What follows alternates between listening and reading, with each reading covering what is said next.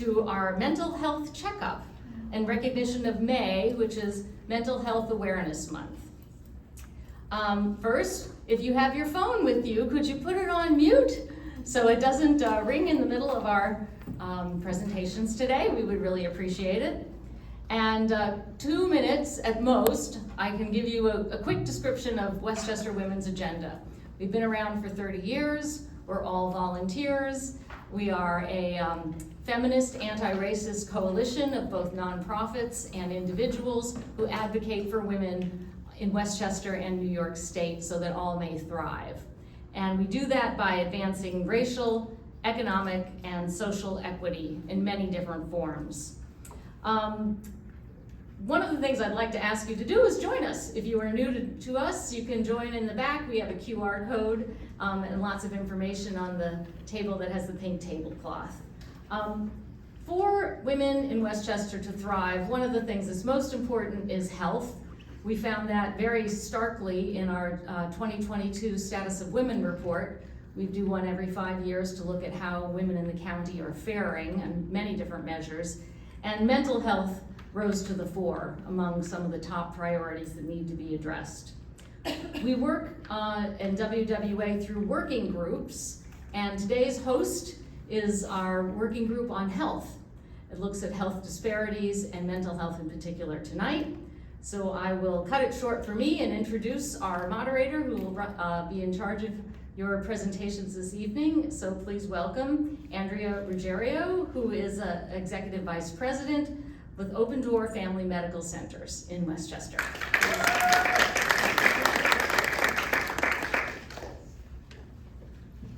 Good evening, everyone. What a beautiful turnout. Thank you for coming out tonight and helping us really explore this very important topic. We have some impressive speakers this evening, and we do hope that you join the conversation after they all get an opportunity to speak on all of the incredible topics that we have for you.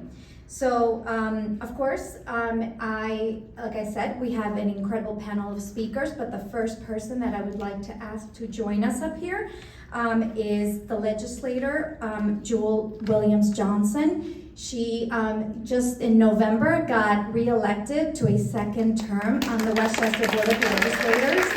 She is someone that we're very, very proud of, and of course, welcome to the forum. Thank you very much. Oh, I'm coming up there. Okay. We can pass it.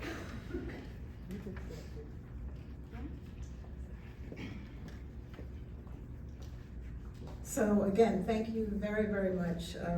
Heartfelt thank you to the Westchester Women's Agenda for not only hosting this event, very significant event this evening, but for everything you do for the women in Westchester County. The effort that all of you as volunteers put in is phenomenal. So again, thank you. And thank you to each of you for coming out and gathering this evening. It's an honor to speak about a topic that holds, that's imperative for all of our lives. And that's the importance of self-care, especially for us as women, right? We're all up. See me. Most of us have a fast-paced life that's very demanding, and self-care often takes a back seat.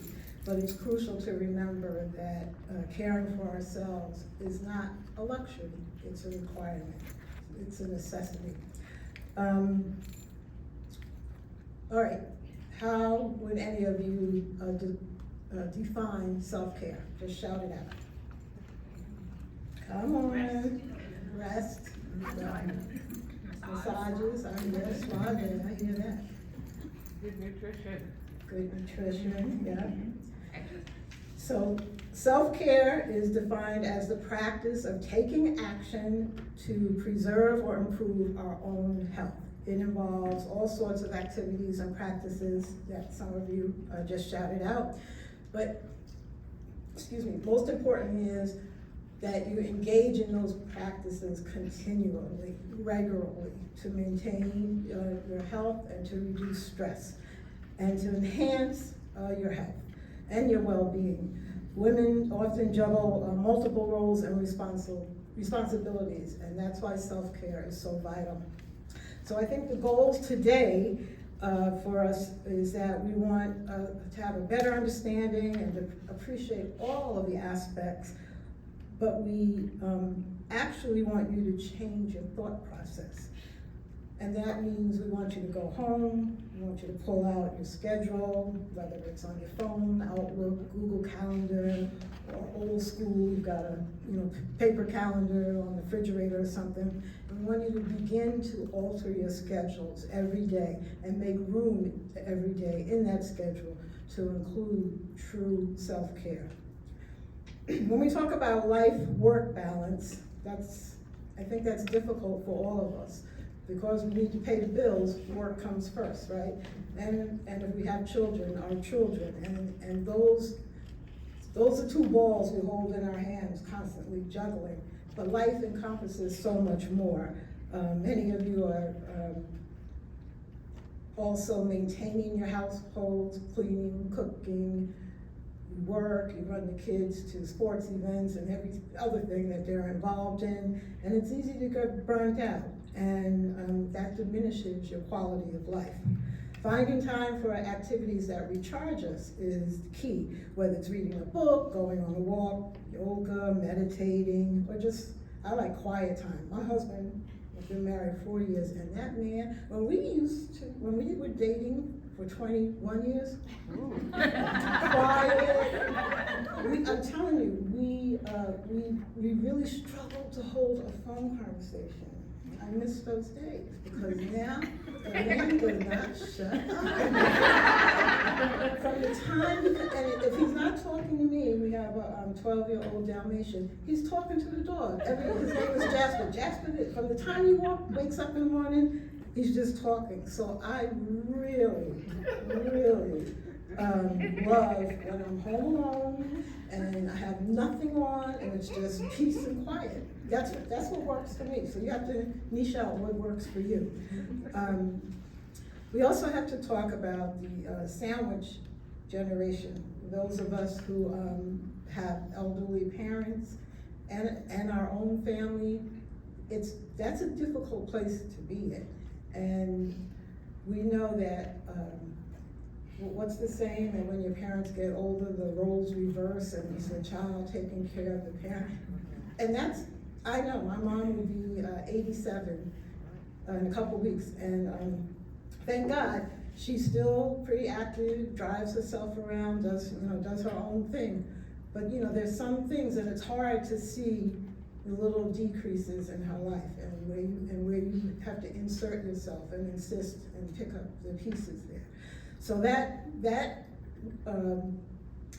takes a toll on us, and I know how that feels. And you really have to bear yourself up in order to be that responsible daughter or a parent, daughter or son of a parent, and delicately take a bit of control, which is a hard word, but for them, taking away control.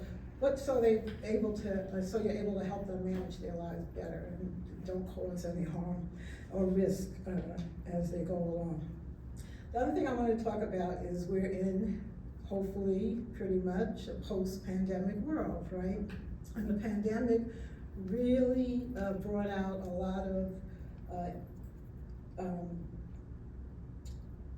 inconsistencies, lack in healthcare, a lot of issues with our healthcare. And now we're living in a world where we've evolved, we have telehealth, but resources for healthcare are still very, very,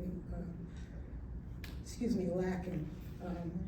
Takes a long time to get an appointment when you call the doctor's office at 4, 5, 6 months out. Same thing when you're trying to get a test. And for behavioral and mental health, beds are hard to come by if you need them. And again, the appointments with a psychotherapist or a psychologist or psychiatrist are hard to come up with appointments and a regular schedule for the appointment too, whatever the care regimen is. And it's hard to find a good psychiatrist who knows what you consider good and that you can schedule it, especially if you have children. You don't, I know for myself when I was younger, I guess before college, I went to a couple, I think I went through 3 or 4 therapists before I found someone that I jived with. And you can't hardly do that today because you just take what you can get. So that's an area that really needs improvement. On a side note, I'm happy to announce that one of my goals when I first started on the legislature was to get the mental health clinics that were closed in 2011 by the former county executive Astorino. They would be closed down, all 4 of the mental health clinics in the county. And I'm happy to announce that we are opening 1 pilot program, hopefully this fall, definitely by the beginning of the year. And hopefully there'll be more to come. I'm really excited about it. And we hope, because one of the good things, Commissioner Orth, who is fantastic, does anyone know Commissioner Orth? Department of Community Mental Health Commissioner. He is so dedicated, passionate, and amazing. But he was leery about doing this when I first spoke to him about it 2-3 years ago. And he thought that the community-based programs were picking up the slack. But what he did, which was really helpful, is he and his staff, they did a survey of all the availability in the county and found that the waiting list at these programs are too long. So hopefully this will make a difference. And as I said, the great thing about it is they applied for the state license. I think it's an Article 31. And once we have that in hand, that'll enable us to open more supplement clinics after that without such a lengthy process. The other thing I wanted to talk about, we're talking about a life balance and sandwich generation, is our nation. And the news, I'm a news junkie and I have to force myself to turn off the news. But that can cause a lot of anxiety. And anxiety is one of the things that we found increased with young adults and adolescents.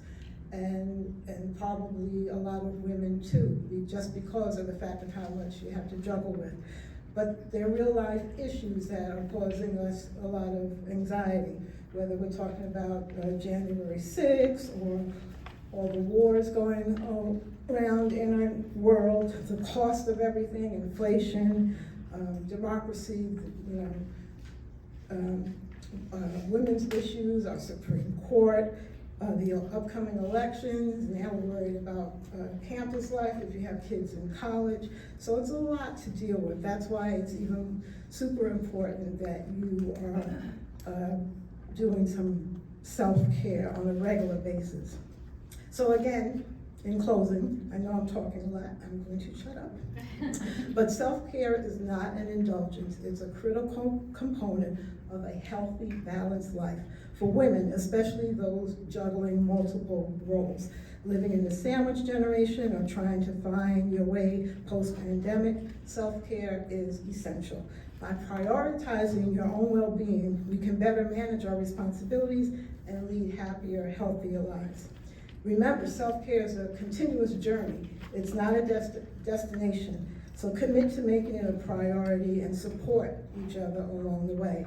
And I know we'll be sharing all about resources on the back table. We have some fantastic, phenomenal professionals here to talk about it.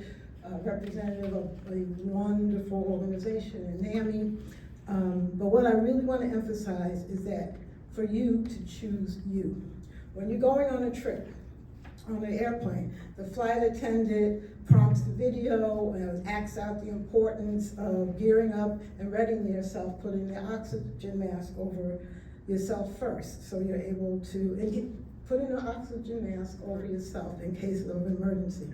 That's the government, that's the FFA, and the airline forcing you to choose you first. We're begging you for you yourself to choose you first on your own gumption. And it's just as important to know that there's space for you. Don't feel alone. Every woman here, I'm sure, is willing to be a sister friend to you if you're in need. All the resources we'll talk about today, all the wonderful organizations in our county, your family, again, your sister friends, your co-workers, all you have to do is reach out. I know I'm there for anyone who needs it. And again, thank you, I really appreciate this moment.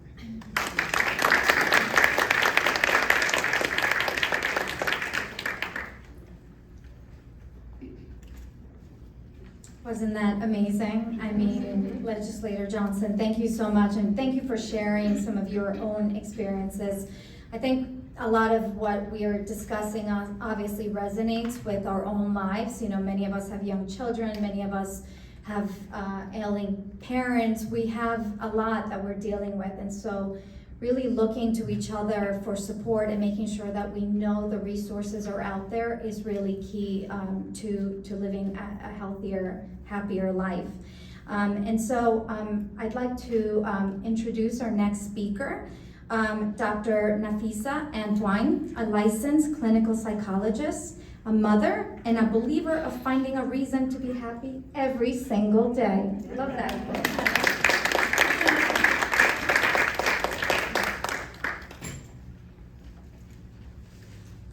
Hello.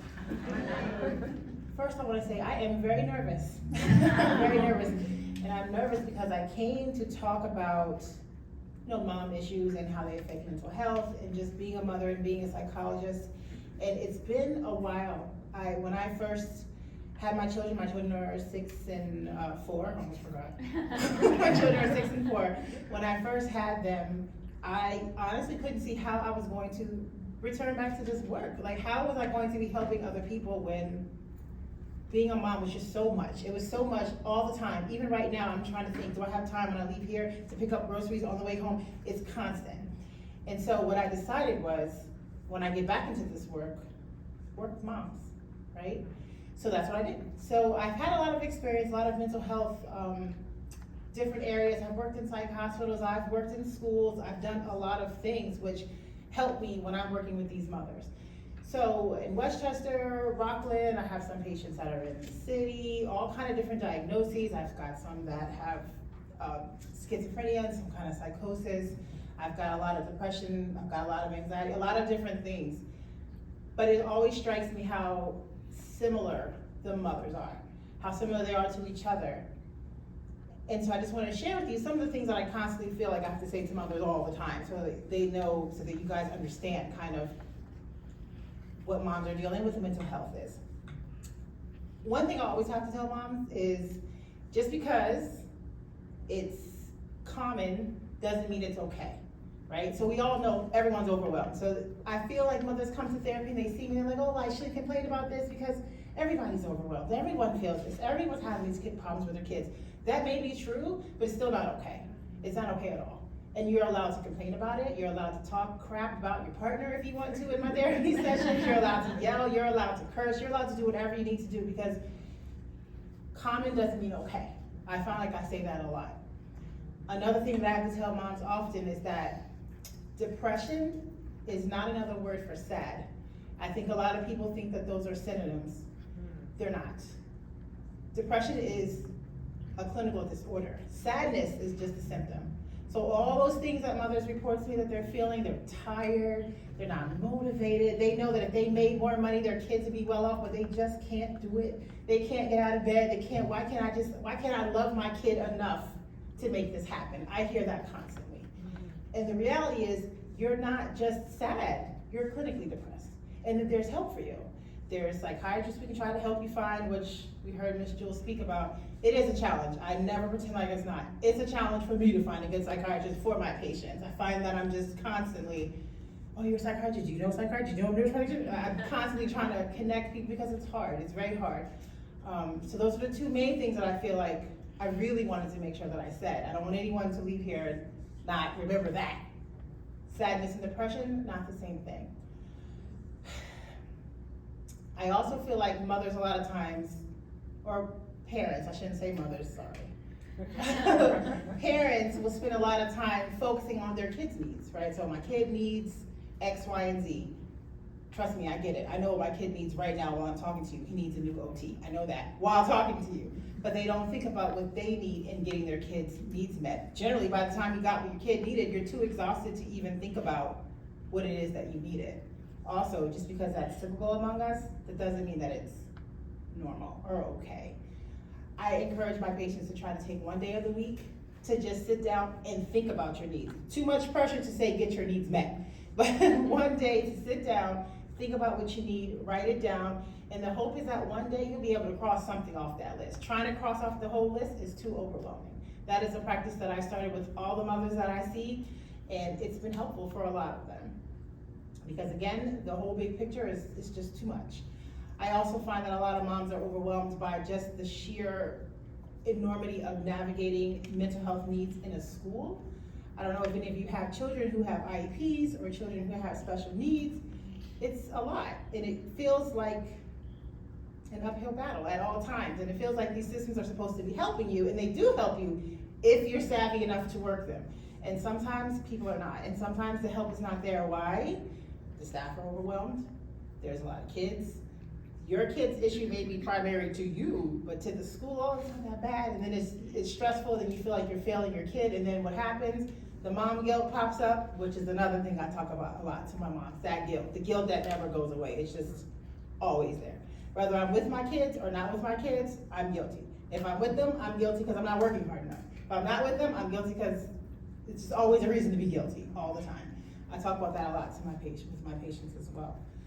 I know we have a lovely psychiatrist here today who is going to talk about, I believe, the diagnoses and different medications, but I do like to answer any questions that anyone ever has about certain disorders or anything that affects mothers while I'm standing here. If anyone wants to ask anything. Well, we're actually gonna save that for Just the end. kidding, just kidding. Don't ask any questions. Don't ask any We'll have discussion at the I'm about to end. let you all go. Okay, good night, everyone.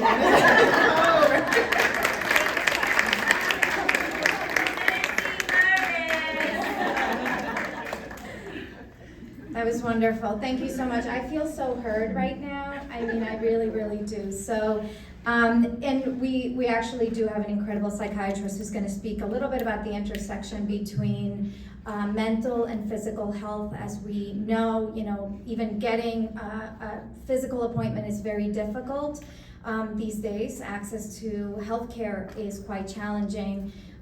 But there's so much more than physical health, and we need to really be able to understand the cross-section between the two. And so with that, I'd really like to welcome Dr. Gurjeet Dalu to speak more about this very important topic. I want to thank you everyone for coming and taking time out, because as mothers or as fathers, it is very hard to take out time for yourself. So, and thank you for inviting me to speak. Legislator Johnson and Dr. Antwine, you both, like what I was thinking to start my talk with, you already covered, so I'm not going to repeat any of that. What I will go directly then to is like, yes, as mothers, as parents, as, as children of adult, like taking care of your parents who could having physical illness, or who may be going through dementia, or maybe depressed because now their life is so controlled by other people. It becomes very hard. What are the physical, after COVID, actually it has become even harder to say what is physical symptoms, what is mental health symptoms. They are so much entangled, so much that it is hard to figure that out. And sometimes some things, some people sometimes go to the ER, they feel like they're having a heart attack because COVID has brought so much attention to, could this be cardiomyopathy, or could this be you're not able to breathe? And part of it is like when they get the workup done, it is more anxiety. And sometimes the ER persons, because they see so many people, they just say, oh, you just need to see a shrink, or you need to go for therapy. And it is very hard. They are going through so many people in the ER that it's hard to explain what you may be going through. And we all actually witnessed COVID, it was very dangerous. It was, I would say it is like a PTSD for all of us. Till we found out the vaccine, it was very hard to say, are we gonna survive or what's gonna happen? Even post COVID, we are still worried sometimes. If somebody's standing next to you cough, you are like, okay, the reflexes, and then you're like, oh my God. It has changed the world a lot. So I'm seeing way more anxiety, I'm seeing way more depression, because part of it is people started working from home, or some people lost job, or so much changed that isolation has brought up some depression too.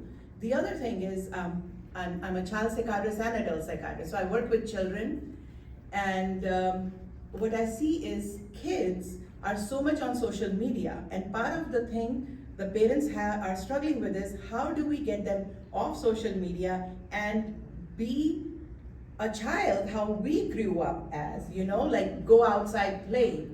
And when I was growing up, school was school. Once you come home, you're home, and in your house, it is you and your parents. You sit with them, you have dinner with them. If you have any questions, you ask your parents sitting at the table or grandparents. But now kids have the social media.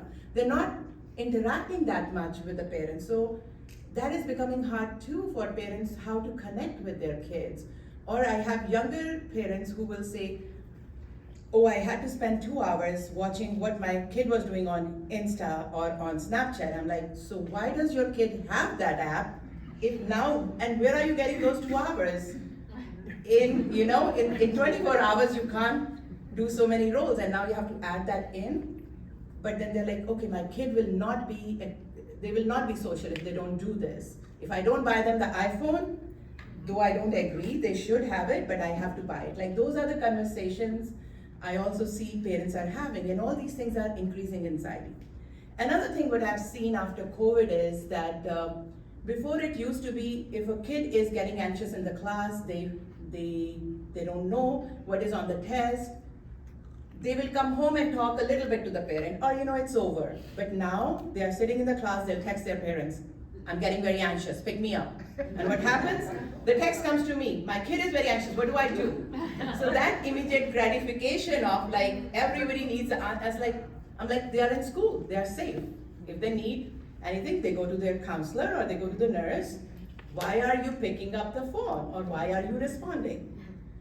Parents are working from home, so kids feel like, oh, you are home. You can pick me up anytime, drop this for me, drop that. So they don't realize when you're working from home, you are working. And also, like some days when I do tele, along with my work, I'm doing laundry also. I feel like I should cook a little better food today. So as a mother, you have so many roles. And when my husband will come, he's like, but you work from home today. I'm like, actually, I prefer to work from office because I did 3 or 4 jobs along with my working. So sometimes it goes unnoticed what women do, because they do so many, they have been doing multitask, and so it is not seen how much else. So sometimes I tell the parent, go away for a weekend. Leave the kids with the father, and see.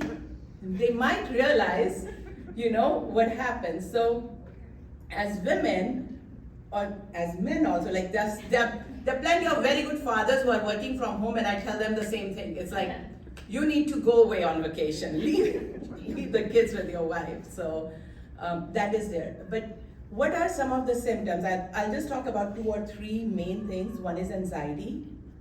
Anxiety, it is midline. Headaches.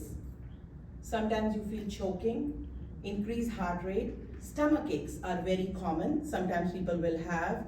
Sometimes, and then, it's more like the midline features that are there. Sometimes some people may present with more like they feel sweaty in their hand, or they may feel more racing thoughts.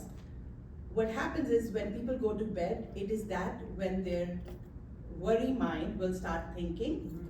So instead of going to sleep, you are waking up your mind too about like, okay, what is my list for tomorrow? Did I do all this? Oh, and then instead of melatonin helping you sleep, you are telling yourself, I need to be more alert, and then you can't go to sleep. And just that thought, if it comes to mind, oh my God, I need to sleep because I have to wake up early next morning, forget it.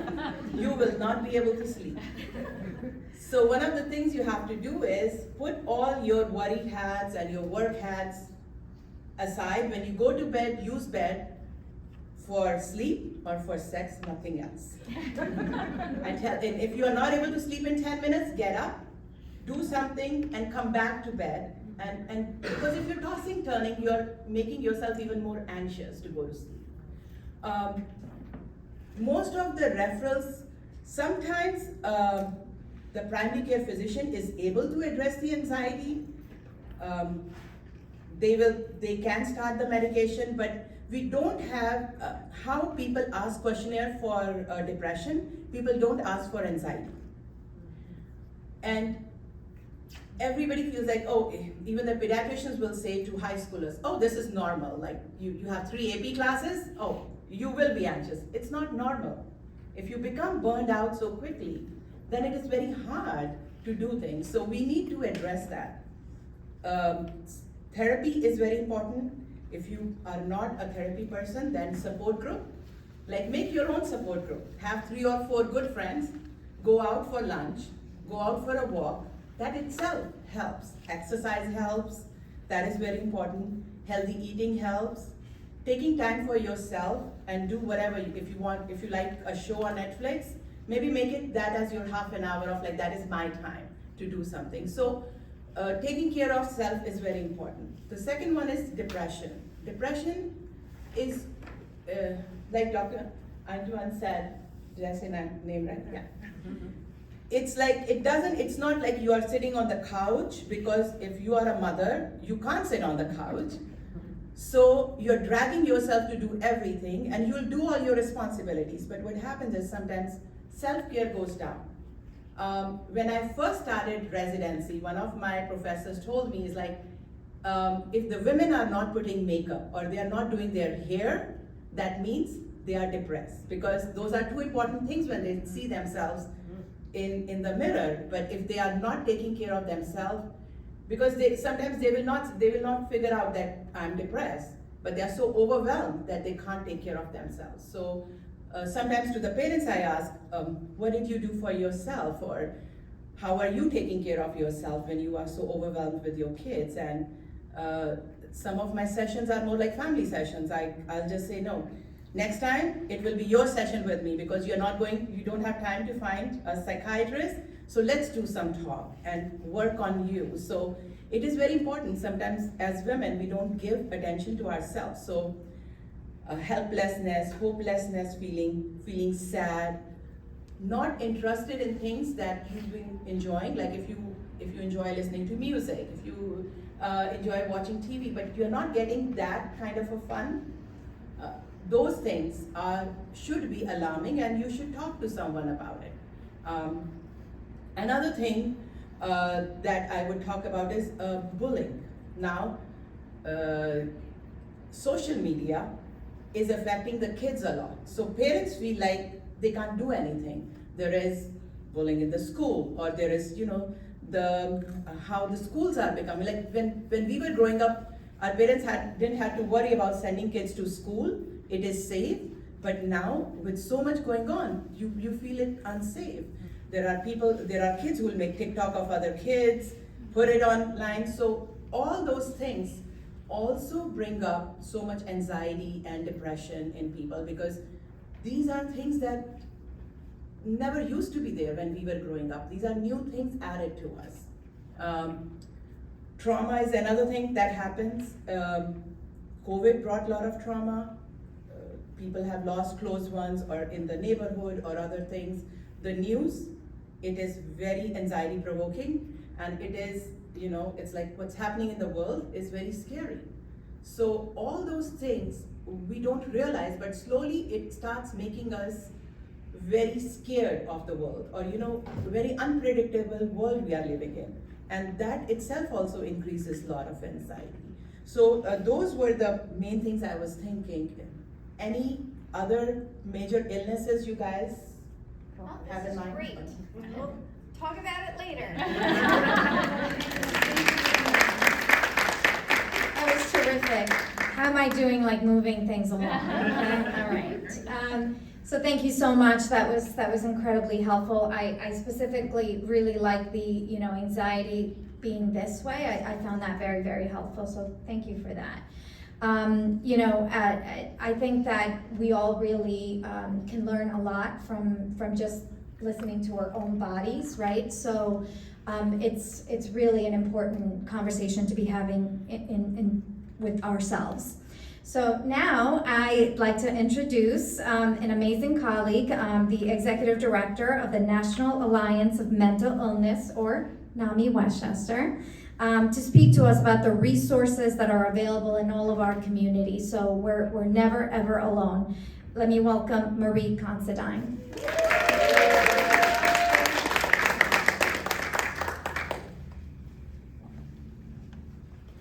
Thank you. Hi, everybody. I don't know what I'm going to say because so much was covered, but this is really a wonderful forum. So thank you all for being here and thank you for your voices.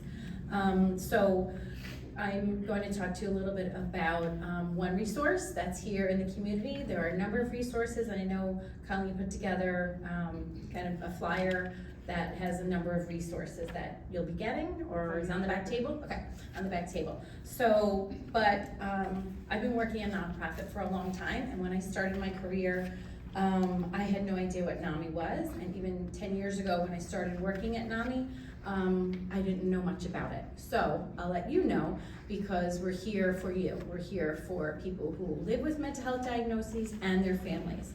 So let me go back. NAMI is the National Alliance on Mental Illness, and it's a national organization, and then there are 600 affiliates across the country. So NAMI National creates programs, tests them out, runs them, and makes sure they're evidence-based. And then we, as the local affiliate, run them locally. So if you have kids in public schools in Westchester and some private schools, but mostly public schools, we have a program that we do in middle schools and high schools that's called Ending the Silence. And it's ending the silence about mental health, right? Because it's what we're here tonight, is to learn more about mental health, how to support ourselves, how to support others. But until the past number of years, it was there, and now still, there's still a lot of stigma, right?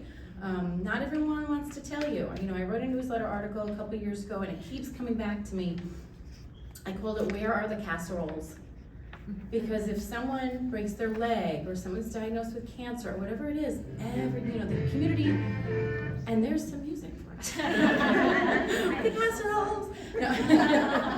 But people are there to help, and people do want to help, but oftentimes people are afraid to share their stories when their loved one or themselves is diagnosed with some kind of a mental health condition. And sometimes a neighbor might see an ambulance and you don't know why. And it's, you're worried about people are talking about you. But something like this tonight makes us all feel like we are definitely not alone. I could relate to every single thing that everybody's talking about. I have a mom who's 92. I have 4 kids from age 15 to 24. They've all lived through COVID, social media, and it's like a different generation, from my 24-year-old to my 15-year-old. Just going through high school is so different. Not even talking about the pandemic. Of course, that had a lot of part of it. But I wanted to also let you know a little bit about what we do. I'll skip the part about kind of what to look for in yourselves and those sorts of things, because Dr. covered that. So let me skip that. But talking about women, because most of us, and thank you for coming to support women. A lot of shout-outs. But women earn less than men. Just think about that. We're working so hard to make everything more equal, but we're still not there. So just that one statement is stressful. That could cause anxiety. If you're up for a promotion, is it against someone else? And why did they get it and you didn't? All these thoughts that go through your head. And talking about sleep, I read somewhere just last week that said, it really made me laugh, because it said sleep is the one activity you do that before you do it, you have to pretend you're doing it. You lay in bed and pretend you're sleeping, and then you hope it really happens. So it's very interesting, but that's right, there really is nothing else like that. And you just wait. You wait for sleep to come. But it can be exhausting in itself. That's funny, the sleep can be exhausting. But when you wake up and your mind is rolling and you're thinking about all those things you have to do the next day, and I am definitely guilty of this, but you can't help it. You just wake up in the middle of the night. I feel like Seinfeld, he used to wake up during the night and write down his jokes, and then the next morning he couldn't read it because it was all scribbles. But I'll pick up my phone and think of something and write it down, but then the light woke me up, so I'm waiting and waiting. But it's, and for people, and I don't have anxiety, but for people who do have anxiety, what I'm hearing is something like that can just trigger a huge snowball of being up all night and then worrying about getting back to sleep and then worrying for the next day, and then it carries on to the work day and everything else, and it just is this big snowball. So having people like psychologists and psychiatrists and forums and organizations like NAMI and so many others in Westchester is really helpful. So NAMI is one, and I'll tell you a little bit more about our programs. But there are the nonprofit sector is the biggest employer in Westchester County. So there are many, many programs that are available and helpful. And everybody's thinking about mental health now. I can't believe I'm even saying that, but even food scarcity organizations are thinking about mental health, working together. So women face gendered and intimate partner violence. About 1 in 3 women have experienced sexual violence, physical violence, or stalking in their lifetime. Women are primary caregivers, talked about that a little bit tonight, to both minor children and dependent adults. That's an additional stress. It's not just about going to work and coming home, making dinner and trying to sleep, like I said, but it's all those layers. You know, I have a good friend whose mom and dad are both in assisted livings, and every day getting a call, this one fell, and this one needs a ride to dialysis. And my mom is in her 90s too. Thank goodness she's mentally well, and I think she has a better memory than I do, but there are physical challenges, and had to get her through this year of giving up her car. You know, and it's hard, and that is giving up control. Somebody mentioned control tonight. That's, you know, giving that up is really hard because we all want to be independent and we want to be strong. But lack of awareness about mental health issues is something that a lot of women struggle with. It's men too, but we're talking about women tonight. So it's in some ways a little hurt to our pride and thinking about something may be wrong with us, but now we're learning there's nothing wrong with you. Like I said, you are not alone. We all have different challenges at different times in their lives. Legislator Joel Williams-Johnson hosted something with the Westchester Women's Agenda about maternal mental health. Was that in March? Which was really great, about the state of maternal mental health in Westchester County. And the county executive committed funding through 2025. So that's really important. Knowing that these things are going on in our county and noticing the changes and being aware of what's going on can lead to more change. I mean, that's exactly what the Women's Agenda does, is really advocate for this change. So it's nice to see so many of you here. Please join. So taking care of you, I was going to talk about, and then Legislator Jules Williams-Johnson mentioned, and Doctor mentioned sleep, energy, headaches, stomach, aches and pains, irritability, shortness of breath, all those things can come into play. But supporting your own mental health, it's not the same for everyone. And like somebody mentioned, do something together with friends, but also by yourself if needed. Like I said, I have a busy work life and I have a lot of friends, which I'm happy about, but a mom and kids, but when I need a break, I need to do something just by myself. I don't know if any of you ever go to Mount Kisco, but there's a great place you can get a foot massage, and right across the street there's a great diner, and they, talking about eating healthy, have a nice salad or something else, or whatever you want. There's no food judgment. Have something, and just take care of you, because we all need a break sometimes. Knowing the warning signs about mental health conditions, we talked about that a little bit. I do want to talk a little bit more about what we can offer to you and warning signs of suicide, because 3 different people today have talked to me about loved ones who have just died by suicide. So, and that's the people who have told me that, you know, if you know someone who's died by suicide, you're carrying that on your heart, and that is stressful. So one of the things that we've done, and Ellen Hendricks she moved, she's here, there she is in the back. So Ellen Hendricks works for the county executive and is also a councilwoman right here in the town of Greenberg, and she was a big help. We worked very closely with Department of Community Mental Health. Lindsay Rivera is here, works for Michael Orth, the commissioner.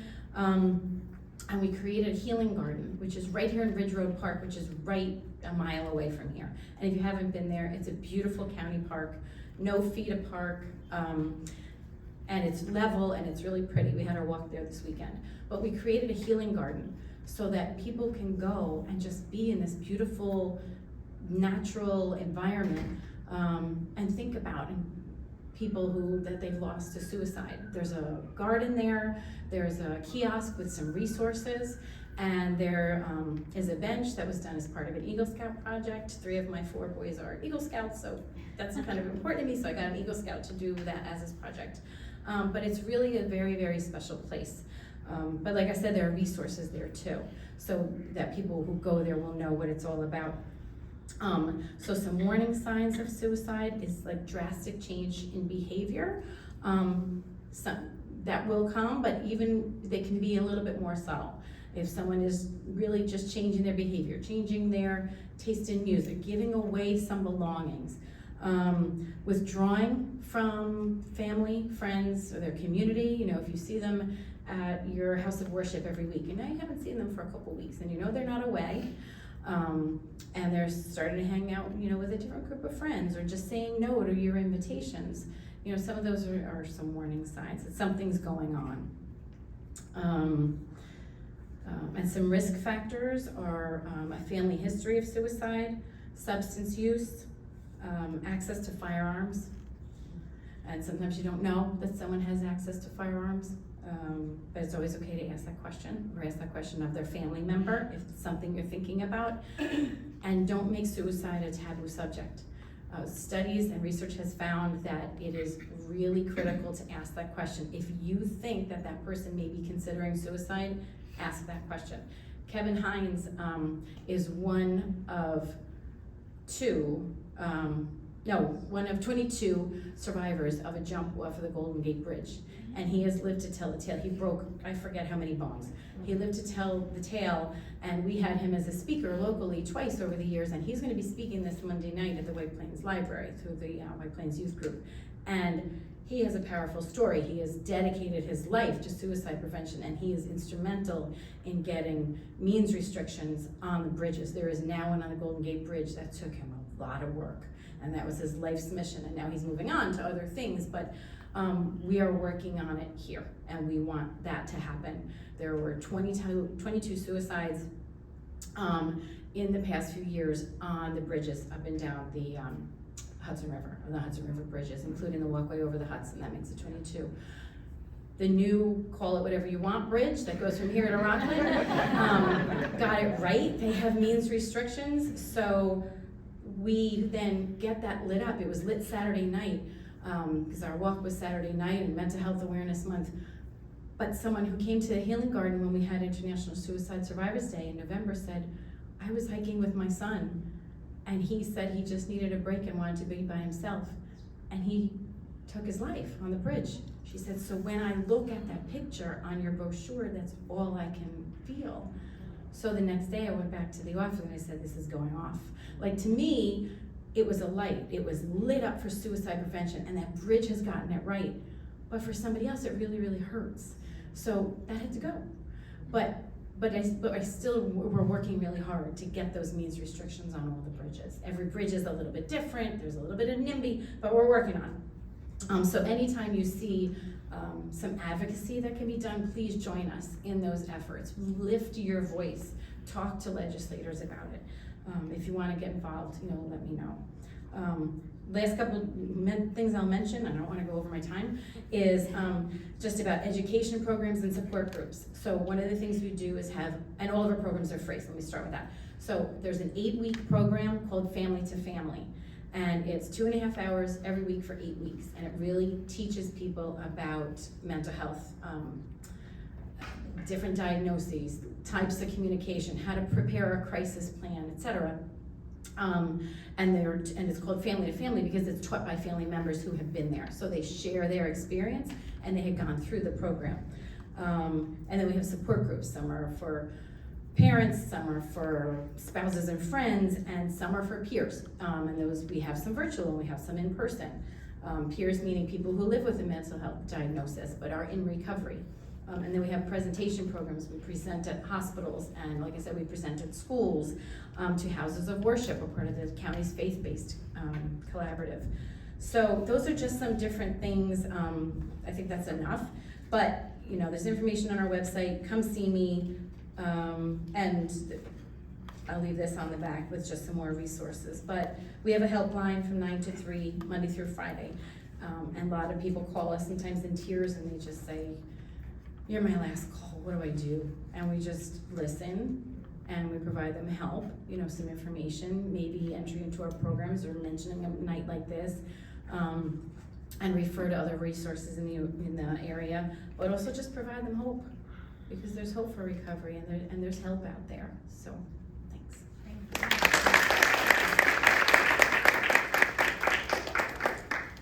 Thanks so much, Marie. I told you we had a pretty remarkable panel of speakers, and you know, I've been working with Marie for a long time, and we refer actually a lot of families who really need some additional support in different ways. So it's really amazing to have an organization that really, you know, advocates, but also really understands a lot of the needs in our community. So at Open Doors, certainly we value a lot of that work.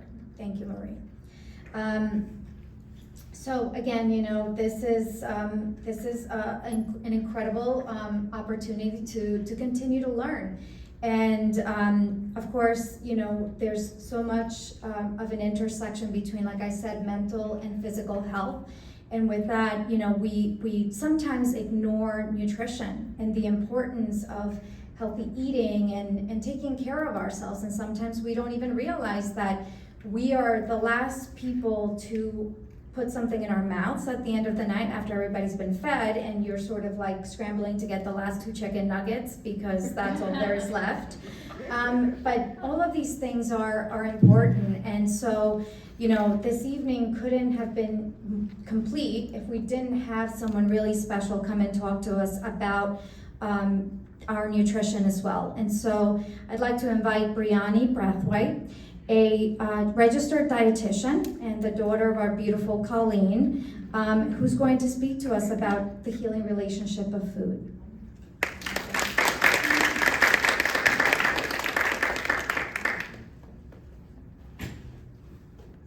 Okay, I'm a little tall, so I'm just gonna raise this up. All right. I'm a little short. So hello everyone, my name is Brianne Brathwaite. I'm a registered dietitian, and I really help my clients with their relationship with food. And so I just wanted to start off by saying, how many people in this room eat? Just raise your hand. Great, okay. If you don't, you can see me after this. I'll be in the back. I'm very, very concerned, and also kind of a little bit like, how are you surviving? I don't know. But I really think that that's one of the most important things. We've been hearing about a lot of different aspects of being a woman, right? Being a mother, being a caretaker, being someone who might have a spouse or a significant other, and all of these different places that we hold. But there's one that we intersect, all of us do, right? And that's being fed. That's being able to feed ourselves. And I feel like at some point in society, we have gotten to the place of maybe having a little bit of confusion about what that even looks like, right? What is adequate for me to nourish myself? Just quick statistic, there's about 1 million people in Westchester right now, and about 80,000 of those people are food insecure.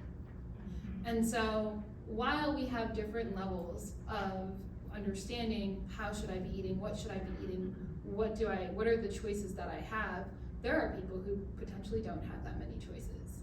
And so I think when it comes to food, we've gotten into this concept of healthy eating. And it's not a bad thing to say, right? I'm a dietitian, but I'm not the food police. I'm not policing your plate, I'm not telling you what's good or what's bad.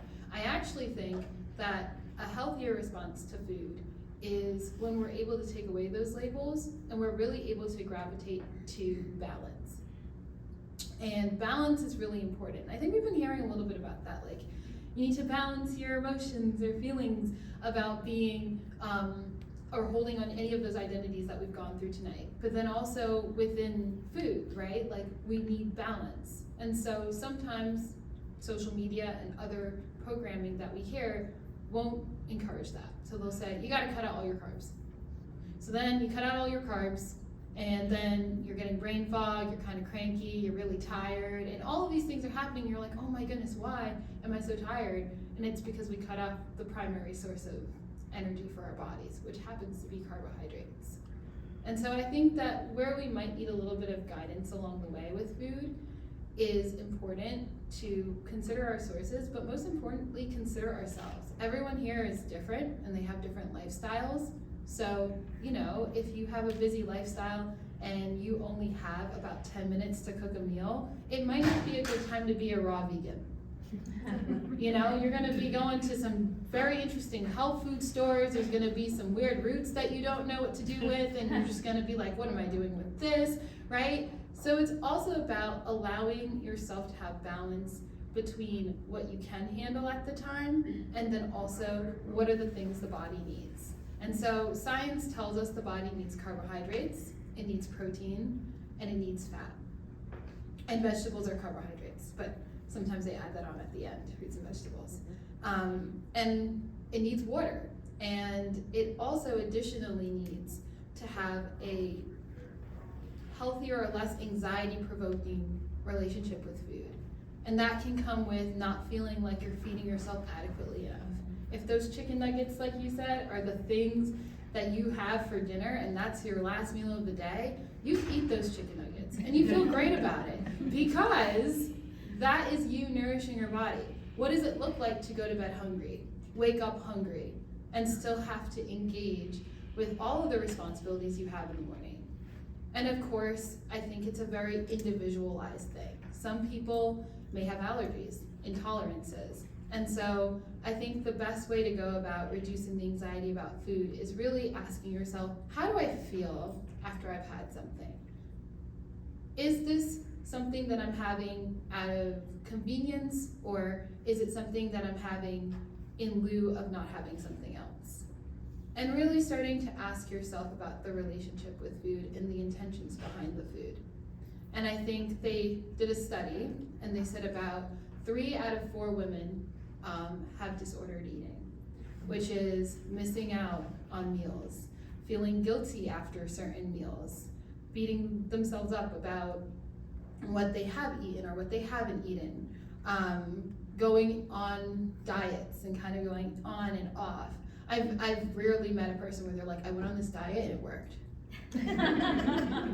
I've heard I went on this diet and it worked for like 5 weeks when I was really dedicated to it, and then all of a sudden it fell off. And I blame myself because I'm the person who did it wrong. Or maybe it's just the diet. I've seen some very interesting ones lately. But I think the point of this talk is if you ever do feel that anxiety or that guilt around food, really trying to ask yourself, why do I feel that way? Where is this stemming from? And how can I make changes to how I feel about the food in order to live a happier and healthier life?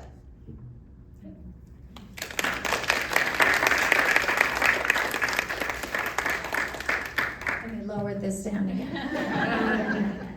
That was terrific. Thank you. I think again we can really relate to that. You know, most of my friends, I can honestly say, have had some level of disordered eating, and me too. With that, it is actually my honor to turn it over to Dr.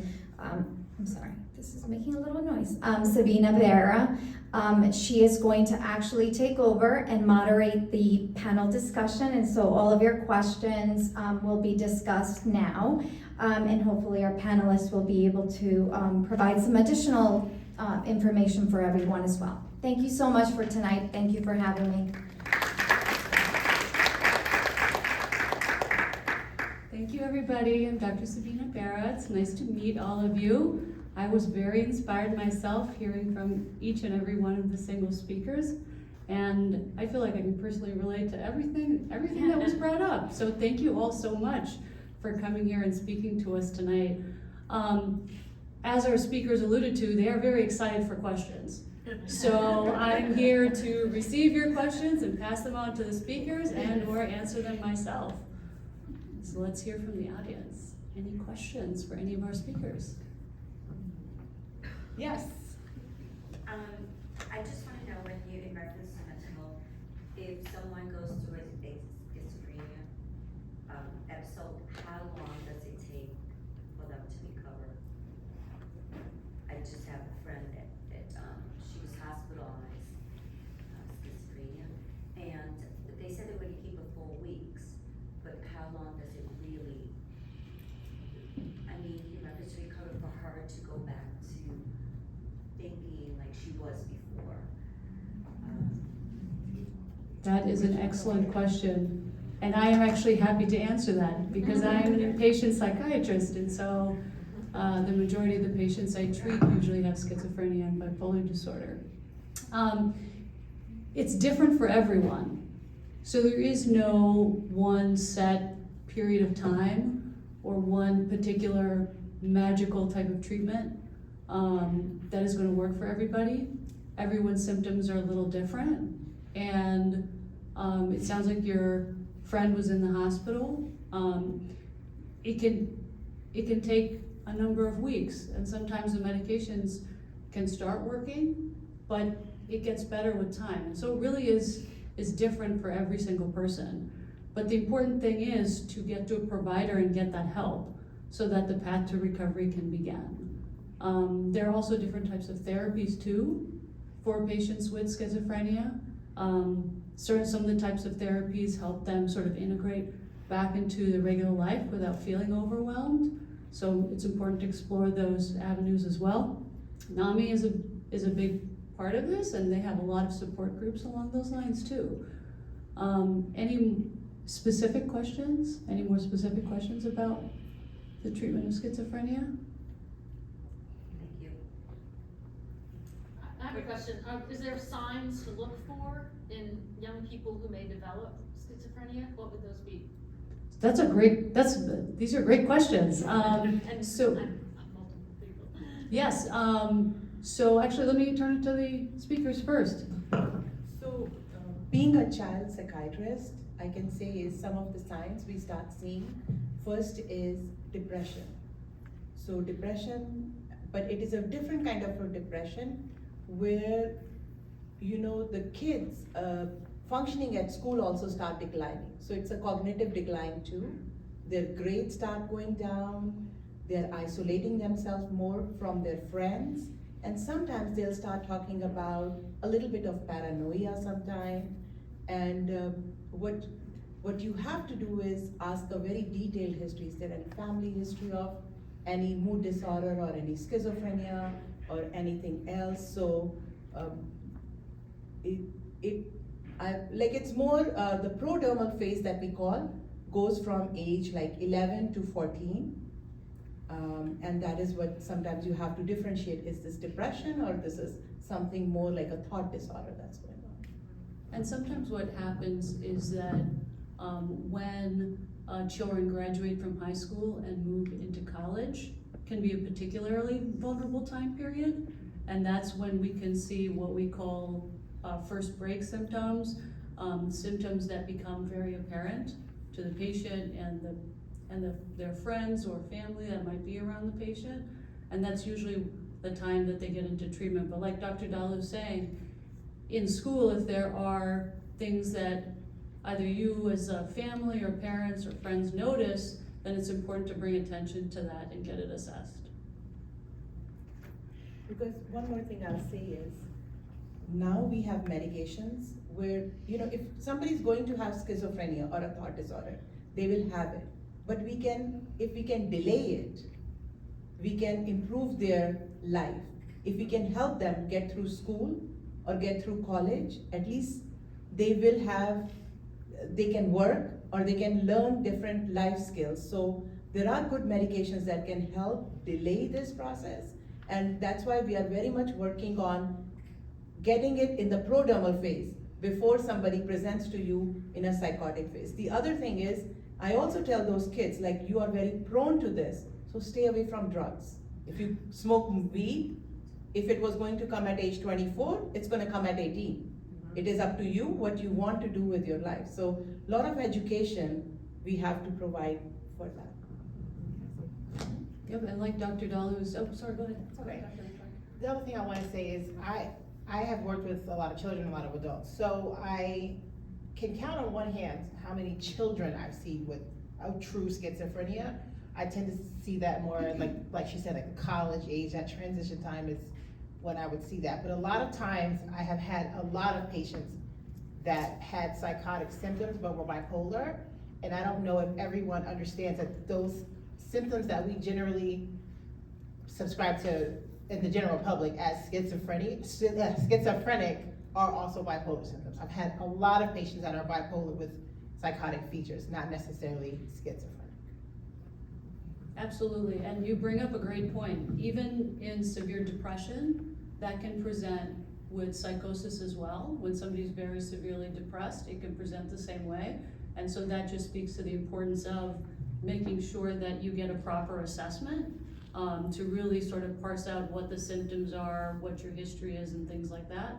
And like Dr. Daly was saying, the medications we have are remarkably effective for schizophrenia, and there's new medications now coming out, and it's remarkable to see somebody go from being really, really sick to being healthy and being able to control the life and live the life that they want to.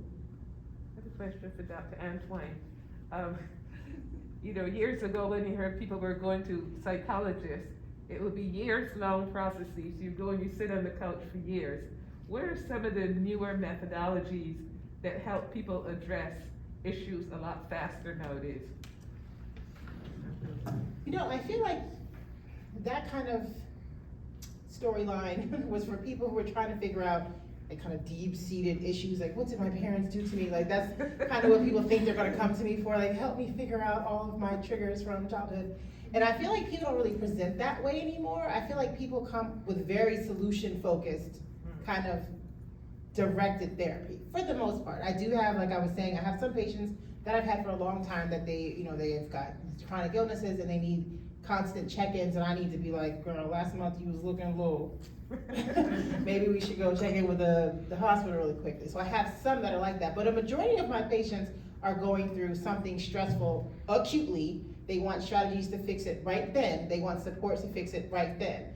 So I've found that over the years I've shifted to a more solution-focused kind of work, as well as relationship building, and a lot of times CBT works for a lot of people. A lot of people need to change their cognition, change the way that they think, change the way that they're viewing a problem, because most problems we cannot remove. I cannot remove my tantruming child, but I can figure out how to see my tantruming child a different way and then work with what the child is presenting me.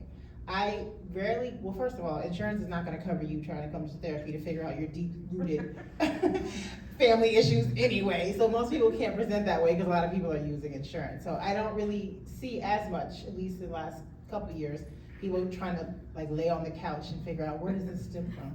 It's more like, help me right now. I get a lot of that. And Eleanor?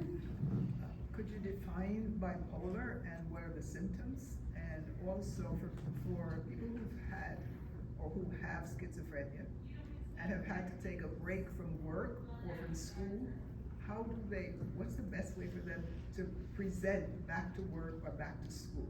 Do they reveal it or not? So yeah, very good question, and I think both me and Sabrina can answer this. So bipolar disorder, we divide it into bipolar 1 and bipolar 2. Bipolar 1 means you have to have a manic episode, which means that a person, in general language, when somebody says, oh, I have mania, I said, look, if you had mania, you would be in the hospital in 24 hours. A manic state means that the person's thoughts are running so fast. Like, it's more like you are switching the channels in the TV, like you are watching 5 shows at the same time. That's how rapidly your thoughts are going. You're not able to go to sleep. You have a lot of grandiosity. You feel like, you have special powers. But mostly it starts with people, either they start spending too much money, or they start making investments like, oh, I have this business plan, I'm going to do this, or they start making some impulsive decisions. Some people become hypersexual. So people around them will notice that there is some change. The speech is also very pressured, and it is hard to get a sentence in. Like, it will be 15 minutes and you feel like, I'm not getting anywhere with this person. That's more like a mania. And if it is not treated right away, they start even talking to, like, 2 weeks ago, I had my one patient who was not willing to go to the hospital, and he's like, my cats are taking turns now to take care of me. And I was like, okay, if your cats are talking to you, now we need to go to the hospital, whether you want it or not. So that is mania. Hypomania, a lot of people have. People love it because they are more functional than other people. They can stay up late, they can do work. So some people like to stay a little bit hypomanic because they like how their thoughts are working fast, they have more energy. So that is hypomania. And bipolar 2 are people who are mostly depressed, and in between sometimes they will have some happy moments. But this depression is not like major depression. You have to address it with mood stabilizer, and these people will sometimes have, so it is like, if we call this as baseline, they are mostly down, but sometimes they are a little bit up from it. I think as professionals, we are able to differentiate easily between schizophrenia and bipolar disorder. It's better to have a bipolar disorder than schizophrenia. Prognoses are much better. And when people are in their hypomanic state or a little bit more close to baseline, they are very productive, they are very creative. But they are also the people who will go off their medications because they don't want to be at baseline. They like to be a little more up. So we see them go some few times through the hospital before they realize, I need to take my medicine. I just had a question about diet and nutrition.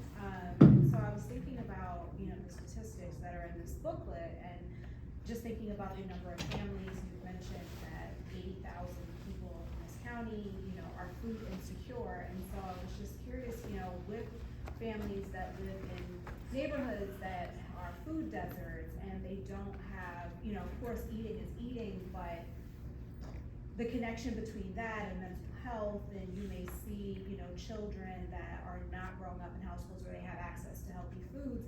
What do you do then as a parent who is living in a food insecure household or food desert community to expose your children to healthier options? What are the recommendations for that? So, I think the first part to address was like living in a place where healthy foods are not as accessible. I want to also preface that, like, in those areas, also the understanding with nutrition education is also not as accessible. So what will happen is, for example, people might say, oh, I have more access to canned fruits and vegetables. Well, canned vegetables or frozen fruits or any of those things are actually not healthy choices. In some cases, it would be better to have those and you utilize those ingredients, but I think it goes into a bigger systemic area. So yes, lack of access is one thing, and then also, what does the time look like for that person? you know, what are like, if they have a job where they're working dollars for hours and it's a very thin margin, then it's like, do I use this hour to cook a meal for my family, or do I use this hour to cut down on that, do something else that I need to do, go to my second job, and I'm just gonna go get them what's down the street, which might be, you know, something more fast casual. And obviously, as I said, you know, we need a balance. So having a diet that's primarily filled with fast casual food is not a balanced diet. Whereas if you were to only eat fruits and vegetables every day, that still wouldn't be a balanced diet. I think there are a lot of different social and also like grassroots efforts. So the first thing I'll say is seeing what you do have near you and seeing how you can utilize that, as well as understanding the function of food.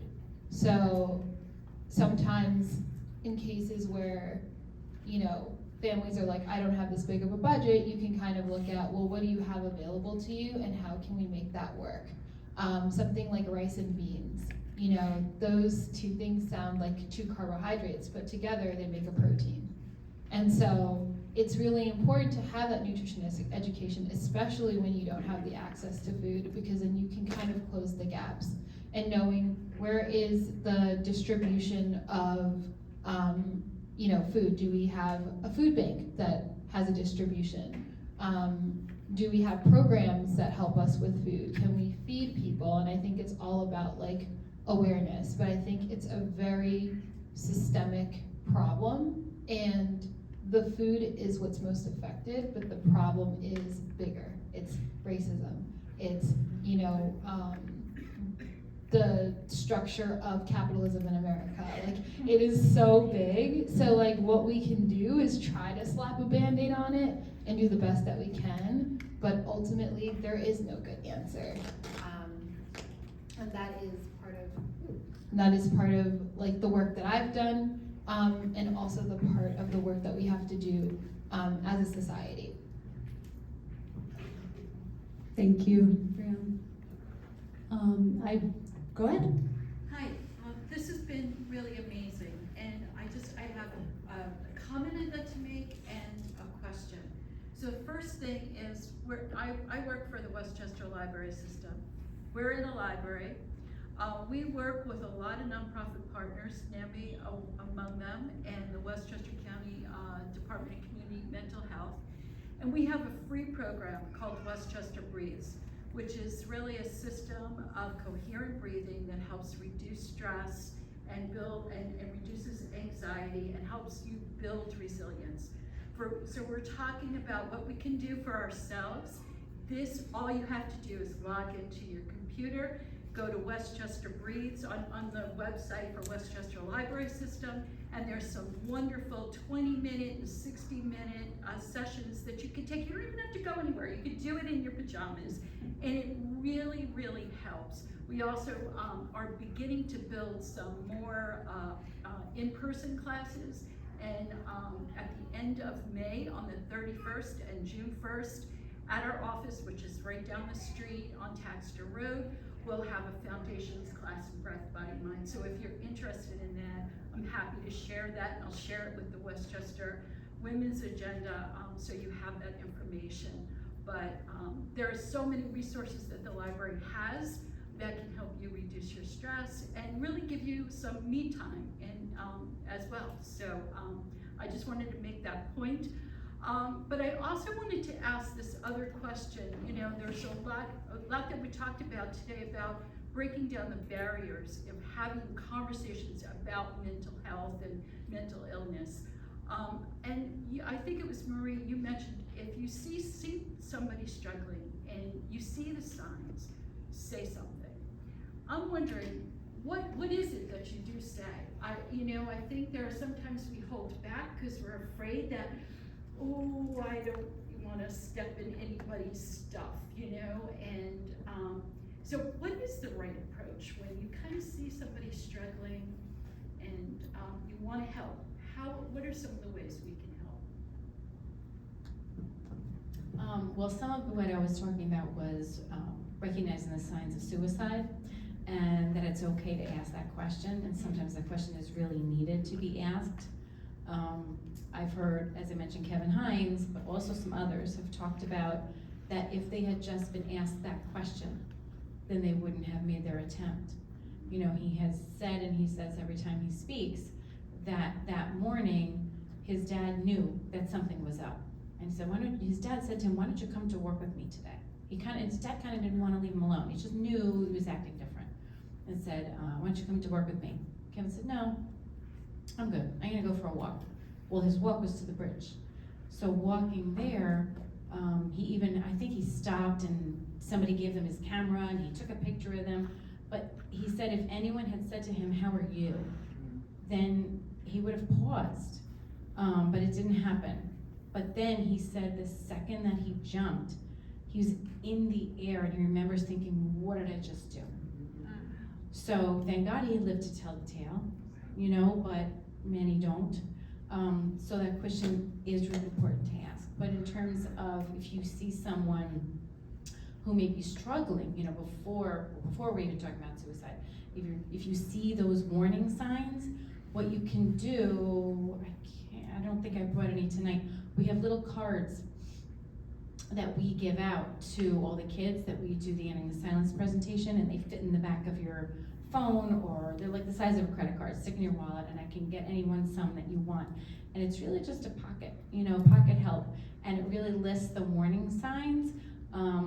And then we'll also talk about what kinds of things you do say. So you may say, you know, "I've noticed that, ... You know, I've asked you a few different times to go have coffee, and we used to go every week, and now you're not so receptive to that. Is something going on?" Or if they're changing, you know, not hanging out. I mean, we're talking to adults. Normally, we talk about a lot of this with kids, but with adults, it's really just bringing them back into the fold and letting them know you're noticing. That giving them that room to breathe and room to kind of maybe not necessarily unload on you. You're not a therapist, you're not trained, but you're their friend or you're their family member, to be able to say, "Yes, I have been acting that way." You know, talking about nutrition and food, very often eating disorders are masked.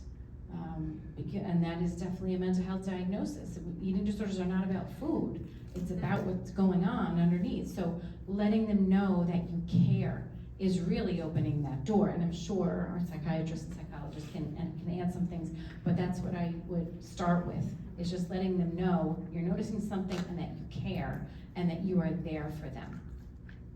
One thing you can also do is if somebody is very close to you and they are not opening up, just say, today I'm bringing some food in. You go to their house, you will see if their house is not clean, you'll pick up other signs, and you can start a talk like that, or, you know, something. Sometimes it helps, like some close friends will say, "Okay, I'll come in, I'll help you with your laundry." So, and you know, if you are struggling, let's do that. Or sometimes I tell people, make a scenario, say, you know, I went through this time and this is what helped me.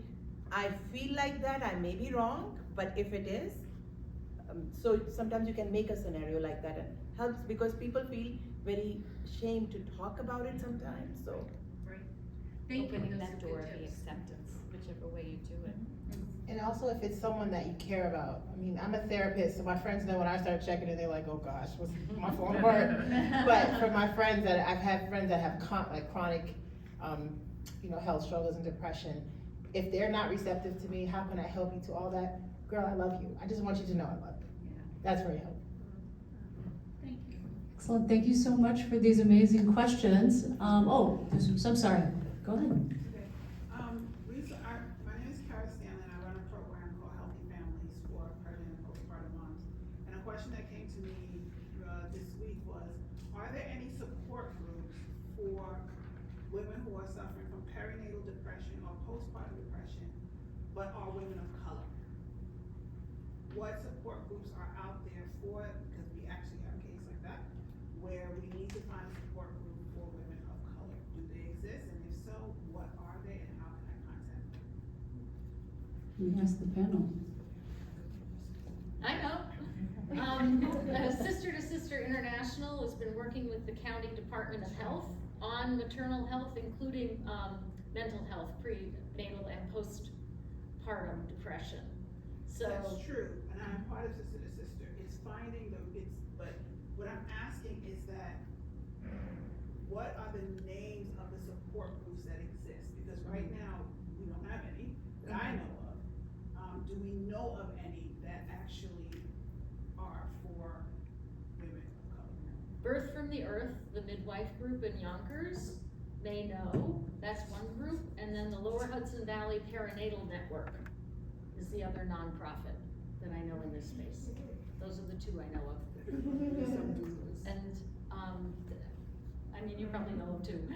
You've already been with, but that's all I know. But others, I don't know, would Open Door have any resources? We don't, and I actually just wrote it down because that seems like something that is very important. Like, we do a lot of prenatal support, but I think we need some additional, I think we need something else. Especially for women of color. Yeah, thank you. Thank you for bringing that up. Thank you. So I had a question. I don't know if it's for Marie with NAMI or just in general, but I work with a lot of young adults, youth, and obviously with their family members as well. And what I hear a lot is loneliness.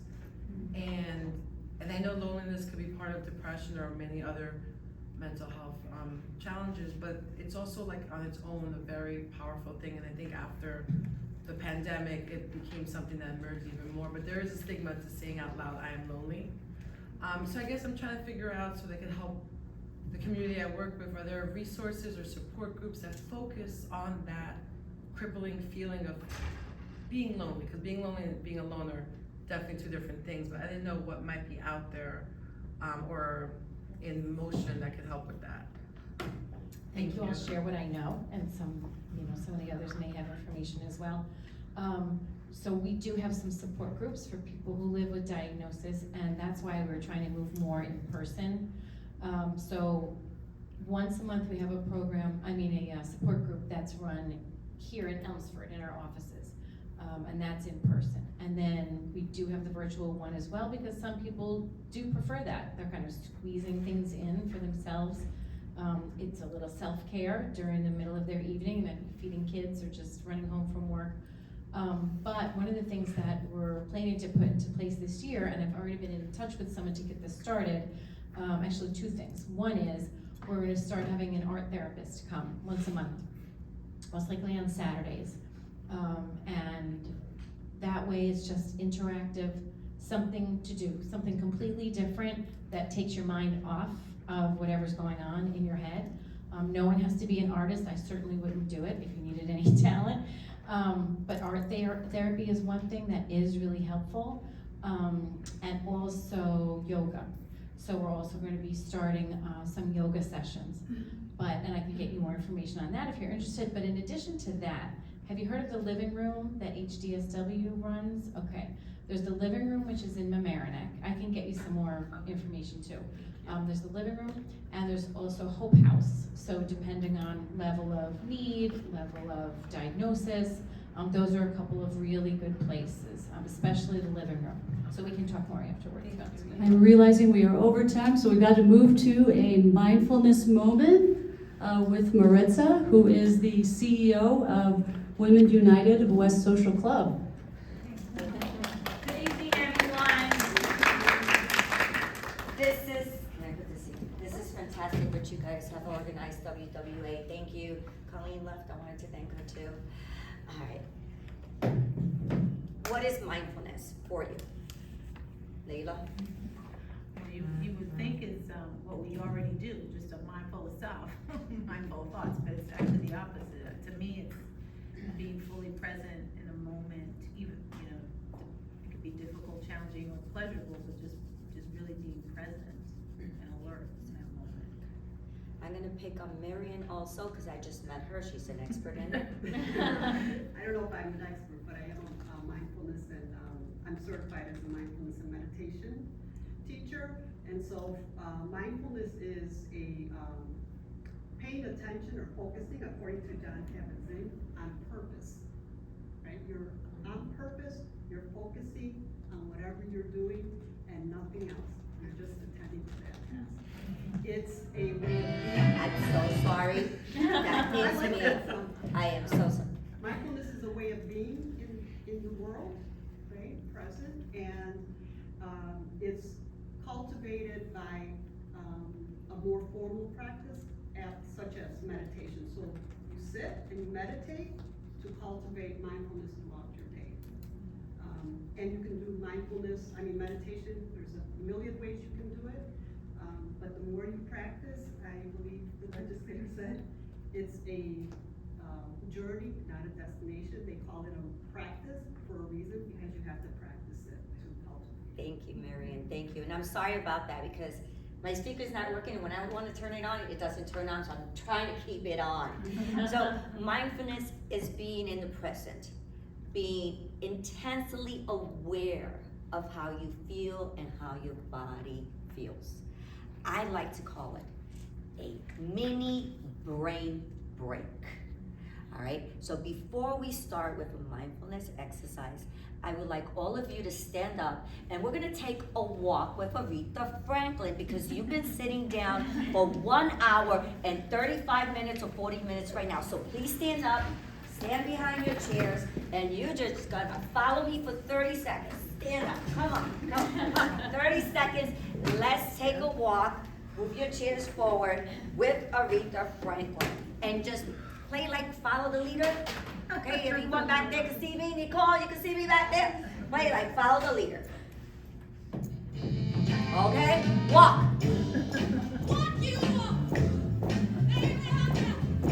Wave to the person next to you. To the other side. Turn around back there and wave to everyone back there. Good. Okay, let's go. A little bit down, let's go. How low? Down, bend those knees, you haven't been moving them. Up, down a little bit more, come on. Alright. Yeah, I really want to play this song the whole. We only got like 4 minutes left now, right?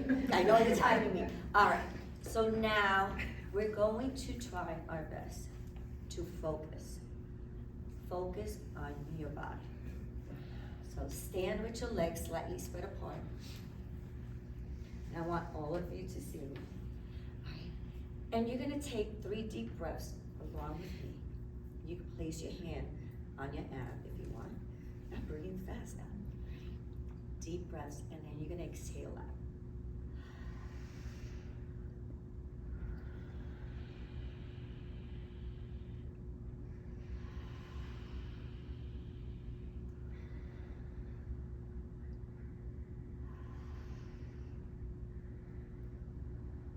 Now relax your arms, spread your fingers apart, and we're going to slowly, very slowly, focus on our movement, right? Concentrate on our movement and control our movement. So very slowly, fingers spread apart, bring your arms up, slowly, very slowly. Control the movement, slowly, slowly, until your arms are shoulder height. Spread your fingers apart. I want you to feel like someone is pulling your fingers, pulling you, pulling you. Focus on how strong your arms are. Focus if your arms are getting tired. Spread your fingers apart as far as you can and reach, reach. Slowly rotate your hands and bring your palms facing the ceiling. Keep your elbows nice and straight. Slowly, slowly bring your arms close to your ears, but slowly control your movement. Slowly, slowly. Interlace your fingers. Keep your index fingers together. Slowly look up at the ceiling and reach for the ceiling with your index fingers. Reach. Feel how the side of your body feels, your ribs. Slowly look back, forward. Keep your arms up there, reaching. Slowly bend to the side, very slowly. Slowly, slowly. Feel how the side of your body feels, your rib cage. Slowly, come up. Slowly, slowly. Reach towards the ceiling again. And slowly, slowly move to the side. Feel how the other side of your body feels. Your ribs. Now slowly, slowly come up straight. Look forward. Slowly with a control. Bring your arms slowly. Control your movement. Slowly, slowly, very slowly. Slowly. Bring your hands to your heart. And release. During those few seconds, during those few minutes, you were not thinking about what happened today or what's going to happen tomorrow. Is anyone thinking about that? You were paying attention to your body and how it moved. If you were tight here, if you were tight there. You gave your brain a mini break. A mini break. And that's what we need to do every day. Is it possible? Easier said than done. No, we can't. I have a handout over there with 32 mindful activities. They could be from gardening to taking a walk. Also for children. We need to teach our children, our grandkids now, how to take care of ourselves and our brain so our generations could keep on passing that on. Thank you.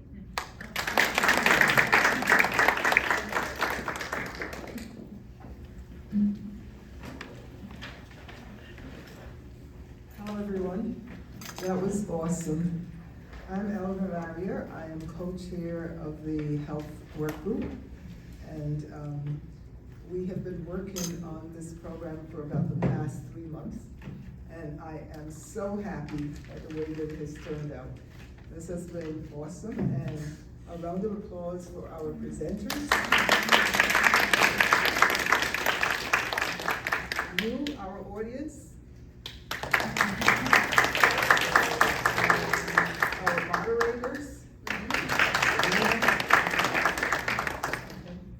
and the library that's hosting us.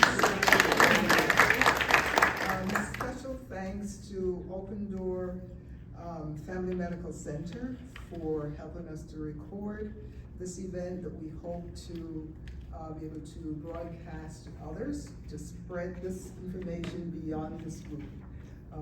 There's been a lot of information. I think we all heard and saw ourselves in the presentations, and also learned a little bit more about how we can cope, how we can take care of ourselves, how we can take some mindfulness moments and decompress. In addition, also want to thank, she's not here, but a member of the group, the health work group, Tanya Weiss. Her agency's gala is tonight, but she was responsible, her agency, for creating our Save the Date that went out to invite folks to join us. And thank you to the amazing health work group, the mental health, the part of that group that focused on this event. Thank you so much. Thank you to Colleen, who had to leave a little bit early, the glue for all of us, keeping us on time, keeping us connected, following what we're supposed to do. For all the volunteers who picked up Colleen's email for help, everyone who pitched in to help in so many different ways, those of you who picked up supplies, refreshments. To Miriam, thank you. I think Miriam attended for the first time yesterday, and she's here, so welcome to the group. To Ann Richter, my co-chair, who's not able to be here, but during the time when I was not able, she carried the show. So I'm happy to do that. To Kate, for sharing with you all about WWA, and I extend the same invitation that she did. If you're not a member, please join. This is a wonderful set of women, and one of the things that was talked about was having someone to talk to, a sister friend or colleague, and this group, the Westchester Women's Agenda, is the perfect place for that. I hope I haven't forgotten anyone. Just wanted to share that for those who want to learn more about mental health systems, just like there is physical health first aid, there is mental health first aid, and it's usually, I know in New York City, that's where I'm most familiar with, that class is taught to laypersons. It's a full day class, and you learn, just like how you learn to bandage, you learn about the symptoms of mental health and how to intervene without being or pretending to be a mental health professional. So some of the questions that were asked earlier are pertaining to that. Maritza, thank you for that common moment. And for me, who I usually stretch, but I would say in the last 4 weeks I haven't, so that was great. And I think that's it. So again, thank you all so much for being here. This has been fabulous.